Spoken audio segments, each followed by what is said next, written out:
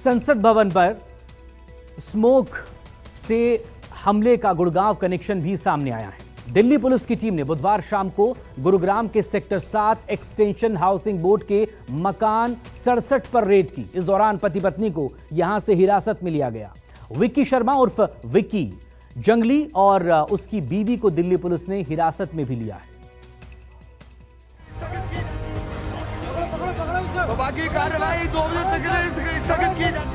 बुधवार को संसद में हुए स्मोक क्रैकर्स हमले की पटकथा साइबर सिटी गुरुग्राम में ही लिखी गई थी। संसद पर हमला करने वाले आरोपियों में से 5 आरोपी गुरुग्राम के सेक्टर 7 एक्सटेंशन के मकान नंबर 67 में ठहरे थे। ये पांचों आरोपी गुरुग्राम में रहने वाले विशाल उर्फ विक्की के दोस्त थे। विशाल अपनी पत्नी और एक बच्ची के साथ पिछले 18 सालों से गुरुग्राम के एक मकान में रहता है। फिलहाल दिल्ली क्राइम ब्रांच ने इस मकान में रह रहे विशाल और उसकी पत्नी राखी को हिरासत में ले लिया है। क्राइम ब्रांच की जांच में पता चला है कि विशाल उर्फ विक्की एक एक्सपोर्ट कंपनी में ड्राइवर की नौकरी करता था और उसकी आपराधिक पृष्ठभूमि भी रही है। यह भी बताया जा रहा है कि पांचों आरोपी अलग अलग समय पर गुरुग्राम के इसी मकान पर विशाल के घर पहुंचे थे। 5 लोग रुके थे। इस बात की नॉलेज हाउसिंग बोर्ड कॉलोनी किसी को नहीं है, पड़ोसी को भी नहीं पता कि कोई यहाँ रुका हुआ था, क्योंकि इससे कोई मतलब नहीं रखता था। यहाँ पे हाउसिंग बोर्ड कॉलोनी में इससे किसी का कोई मतलब नहीं था। ये दारू पीता है, सुबह शाम तक दारू पीता है, घरवाली को मारता है, पड़ोसियों को गालियां देता है। पड़ोसी खुद इससे परेशान है।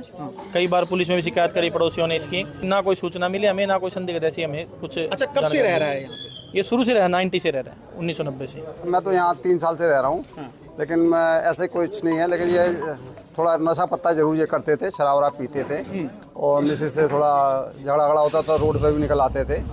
ऐसा हमने कुछ ऐसी गतिविधि देखी नहीं इनकी। इसके बारे में ये हाउसिंग बोर्ड में जब अलॉट हुआ है मकान को, तब से रह रहे हैं। 89-90 से रह रहे हैं ये लोग। दिल्ली पुलिस विक्की शर्मा और उसकी पत्नी को हिरासत में ले चुकी है और पूछताछ के लिए दिल्ली ले आई है। विक्की शर्मा पर आरोप है कि संसद भवन में हमले के आरोपी विक्की के घर गुरुग्राम में रुके थे। आरोपियों के गुरुग्राम में रुकने की बात सामने आई तो गुरुग्राम पुलिस की तमाम एजेंसियां सतर्क हो गईं और विक्की शर्मा के घर पहुंचकर जांच शुरू कर दी। पड़ोसियों की माने तो विक्की झगड़ालू किस्म का शख्स है। हमें तो कोई पता नहीं है इसका क्या काम करता था। परिवार में और कौन-कौन लोग हैं इसके? एक इनकी मिसेज है, एक इनकी लड़की है। अच्छा, क्या कोई पिछले 4-5 दिन में कोई संदिग्ध गतिविधि आपने? नहीं, मैंने ऐसा कुछ नहीं देखा ऐसा कुछ नहीं देखा। गुरुग्राम पुलिस ने विक्की शर्मा की बेटी से पूछताछ शुरू कर दी है। वहीं विक्की शर्मा और विक्की जंगली का आपराधिक रिकॉर्ड भी सामने आया है। साल 1980 से 90 के बीच वह फौजी गैंग का सक्रिय सदस्य बताया जा रहा है। पड़ोसियों की माने तो विक्की अक्सर पड़ोसियों से झगड़ा करता रहता था, जिसके चलते उसकी किसी से नहीं बनती थी। पड़ोस के लोग भी परिवार से कम ही बात किया करते थे। विशाल अंग्रीश, गुरुग्राम, न्यूज़ 24।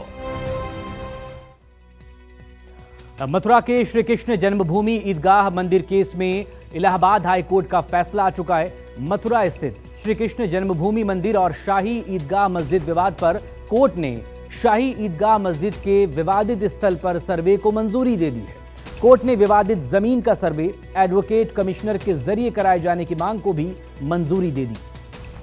कृष्ण जन्मभूमि के केस में जो शाही ईदगाह मस्जिद है उसमें एडवोकेट कमीशन के द्वारा सर्वे किया जाए, ऐसी हमारी मांग थी। आज माननीय इलाहाबाद हाईकोर्ट ने हमारी एप्लीकेशन अलाउ कर दी है और ये कहा है कि वहाँ पे एडवोकेट कमीशन का सर्वे जारी किया जाए।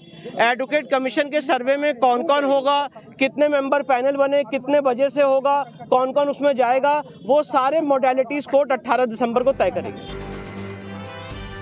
इलाहाबाद हाईकोर्ट का फैसला आते ही हिंदू पक्ष खुशी से झूम उठा। इलाहाबाद हाईकोर्ट के जस्टिस मयंक कुमार जैन की सिंगल बेंच ने हिंदू पक्ष की याचिका को मंजूरी दी और ज्ञानवापी विवाद की तर्ज पर मथुरा के विवादित परिसर का भी सर्वे एडवोकेट कमिश्नर के जरिए कराए जाने का आदेश दे दिया। भगवान श्री कृष्ण विराजमान और 7 अन्य लोगों की तरफ से वकील हरिशंकर जैन, विष्णु शंकर जैन, प्रभाष पांडे और देवकी नंदन के जरिए दायर की गई याचिका में, जिसमें दावा किया गया है कि भगवान कृष्ण की जन्मस्थली उसी शाही ईदगाह मस्जिद के नीचे मौजूद है और ऐसे कई संकेत हैं जो यह साबित करते हैं कि वह मस्जिद एक हिंदू मंदिर है। एक लॉयर होने के नाते मेरी ड्यूटी है कि जो केस के हमारे फैक्ट्स हैं उसको और पुख्ता किया जाए और उसके लिए हमने ये एप्लीकेशन मूव की थी ऑर्डर 26 रूल 9 में, जिसको आज माननीय न्यायालय ने अलाउ किया। हमारे मेन फैक्ट्स ये थे कि ये ऐसा जटिल केस है जिसके लिए वस्तु स्थिति तय करना बहुत जरूरी है, जिसके लिए स्पॉट पोजीशन तय करना बहुत जरूरी है। जो 13.37 एकड़ है, जिसमें 2.5 एकड़ में मस्जिद बनी है, जबरदस्ती मंदिर को तोड़ करके, जो भगवान का असली गर्भगृह था उसे तोड़ करके मस्जिद बनाई गई। अब हम वहाँ कोर्ट कमीशन चाहते थे और कोर्ट कमीशन के आज आदेश हुआ है। अभूतपूर्व फैसला उच्च न्यायालय इलाहाबाद का है और जब कोर्ट कमीशन वहाँ जाएगा तो पूरी स्थिति क्लियर हो जाएगी। कोर्ट का अपने फैसले होते हैं, उसको सभी को फॉलो करना होता है, लेकिन ये भी हकीकत है कि places of worship act exist कर रहा है। उसके तहत इस तरीके के प्लेसेस ऑफ वर्शिप से रिलेटेड मैटर कहाँ तक उठाना दुरुस्त है, इस सिलसिले में लीगल फ्रैटर्निटी को इस पर गौर करने की ज़रूरत है।